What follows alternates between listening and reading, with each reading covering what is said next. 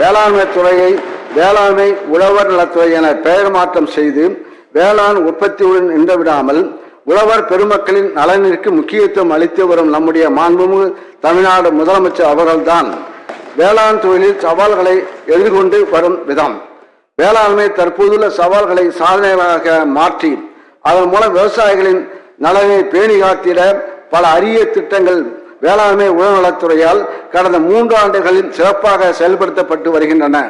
மாண்புமிகு தமிழ்நாடு முதலமைச்சர் அவர்களின் வேளாண்மைக்கான தொலைநோக்கு திட்டங்களை செயல்படுத்தியதன் காரணமாக 2020-21 152 லட்சம் ஏக்கராக இருந்த மொத்த சாகுபடி பரப்பு 2022-23 ஆண்டில் 155 லட்சம் ஏக்கராக உயர்ந்துள்ளது. அரசால் செயல்படுத்தப்பட்ட சீர்மிகு திட்டங்களால் மகிழ்ச்சி அடைந்த விவசாயிகள் ஊக்கத்துடன் செய்திட்ட சாகுபடியால் 2022-23 ஆண்டில் 116,91,000 மெட்ரிக் டன்னாக உணவு தானிய உற்பத்தி அதிகரித்துள்ளது. கடந்த 10 ஆண்டுகளில் நிறைவேற்றப்படாமல் இருந்து கிடப்பில் இருந்த பாசன மின் இணைப்பிற்கான விண்ணப்பங்கள் கடந்த 2 ஆண்டுகளில் மட்டும் 1,50,000 மின் இணைப்புகள் வழங்கப்பட்டுள்ளது. இதனைத் தொடர்ந்து நடப்பாண்டிலும் 50,000 மின் இணைப்புகள் வழங்கப்பட்டு வருகின்றன. வேளாண் தொழிலை மேற்கொள்ள இளைஞர்களும் ஆர்வம் ஏற்படுத்துவது மிகவும் அவசியம். இளைஞர்தான் எந்த ஒரு நாட்டின் எதிர்கால வளர்ச்சிக்கும் முதுகெலும்பாவார். வேளாண் சார்ந்த தொழில்களின் முன்னேற்றத்தில் இளைஞர்களின் பங்களிப்பு மிக முக்கியமானதாகும் என்பதால் 2021-22 ஆண்டு முதல் 268 வேளாண் பட்டதாரிகள் தேர்வு செய்யப்பட்டு தலா 1 லட்சம் மானியம் வழங்கப்பட்டு அக்ரி கிளினிக் உள்ளிட்ட வேளாண் சார்ந்த தொழில்களை தொடங்கி நடத்தி வேளாண்மைக்கு வலு சேர்த்து வருகின்றனர். வேளாண் விளைபொருளுக்கு உரிய விலை கிடைத்திட நம்முடைய அரசு பல்வேறு சீரிய முயற்சிகளை எடுத்துள்ளது.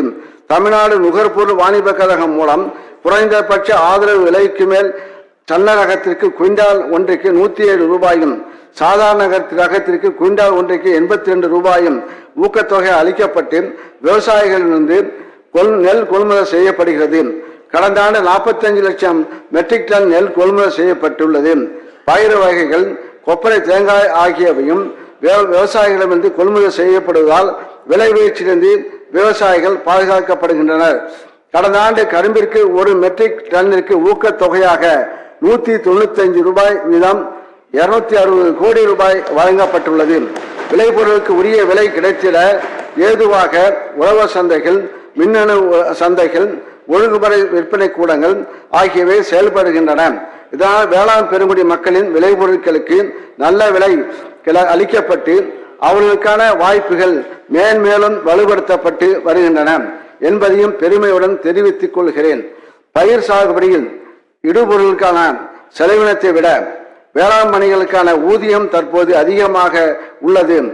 இதனை எதிர்கொள்ள வேளாண் பணிகளுக்கு தேவையான அனைத்து வகையான வேளாண் இயந்திரங்களும் கருவிகளும் விவசாயிகளுக்கு மானிய விலையில் வழங்கப்பட்டு வருகின்றன.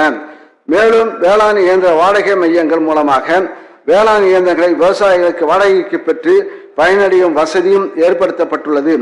விளைபொருட்களில் அறுவடைக்கு பின் ஏற்படும் இழப்பினை தடுத்திட ஏதுவாக இந்த அரசு புதிய குளிரிடப்பட்ட கிடங்குகள், தானிய சேமிப்பு கிடங்குகள், உலர்களங்கள் உள்ளிட்ட வசதிகளை அமைத்து கொடுக்கும் பணிகளை தொடர்ந்து மேற்கொண்டு வருகிறது என்பதை பெருமையுடன் தெரிவித்துக் கொள்கின்றேன். கடந்த 3 ஆண்டுகளில் அளிக்கப்பட்ட வேளாண் நிதி அறிக்கை ஒரு பார்வை. கடந்த 3 ஆண்டுகளில் அறிவிக்கப்பட்ட அனைத்து திட்டங்களும் சரிவர செயல்படுத்தப்பட்டு எதிர்பார்த்த பலன்களை தந்துள்ளன. நீண்ட கால திட்டங்களுக்கான பணிகள் தகுந்த மேற்பார்வையில் தொடர்ந்து நடைபெற்று வருகின்றன. வேளாண் உழவு நலத்துறை திட்டங்களோடு உழவு நலம் தொடர்புடைய பிற துறை திட்டங்களையும் ஒருங்கிணைத்து கலைஞரின் அனைத்து கிராம ஒருங்கிணைந்த வேளாண் வளர்ச்சி திட்டம் கடந்த 3 ஆண்டுகளில் 7705 கிராம ஊராட்சிகளில் செயல்படுத்தப்பட்டு இதுவரை 23,237 ஏக்கர் பரப்பளவில் வேளாண் பயிர்களும் 3,587 ஏக்கர் பரப்பளவில் பழக்கன்றுகளும் பழமரக்கன்றுகளும் மரங்கள் ஆகிய முதலியவை நடப்பட்டு தரிசு நிலங்கள் நிரந்தர சாகுபடிக்கு கொண்டு வரப்பட்டுள்ளன.